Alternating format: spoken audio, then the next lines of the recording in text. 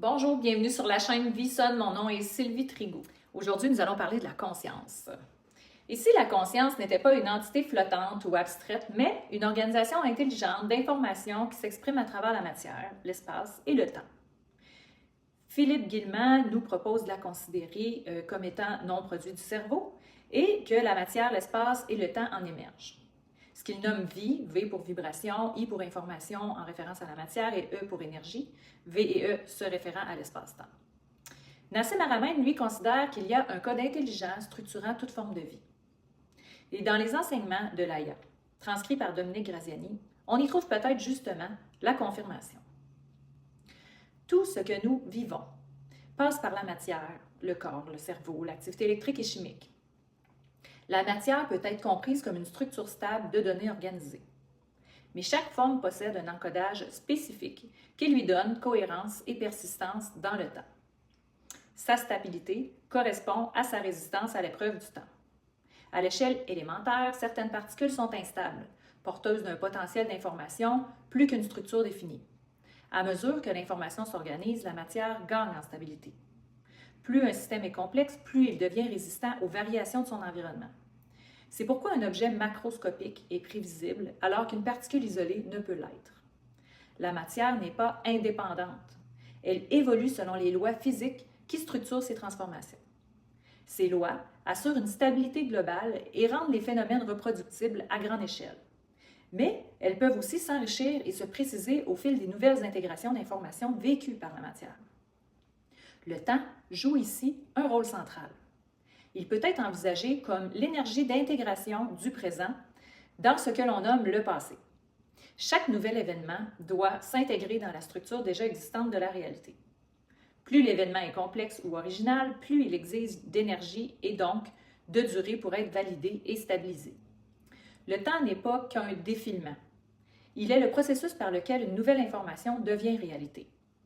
L'espace, quant à lui, peut être compris comme une organisation de densité d'influence. Les éléments proches s'influencent davantage que les éléments éloignés. La distance protège l'intégrité des structures tout en permettant le choix des interactions. Donc, se rapprocher physiquement ou mentalement augmente la résonance entre deux parties et l'influence est possible. Ce qui me fait penser à l'expression « dis-moi avec qui tu te tiens et je te dirai qui tu es ». Quant aux émotions et à la douleur, ils sont nos signaux d'alerte. Ils indiquent un écart entre l'organisation attendue et l'organisation vécue.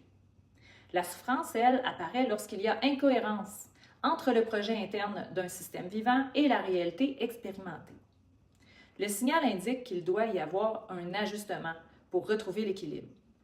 Car sans ces signaux, aucune correction ne serait possible. Si l'on rassemble ces éléments, la conscience peut être vue comme le niveau d'organisation capable d'intégrer l'information matière, espace et temps. Elle n'est pas passive. Elle sélectionne, projette et ajuste. Elle est capable d'anticiper un futur possible en organisant les informations présentes. Alors, influencer son futur signifie visualiser un objectif, ressentir son accomplissement, retirer les blocages cognitifs ou émotionnels et poser des actions cohérentes en direction de cet objectif.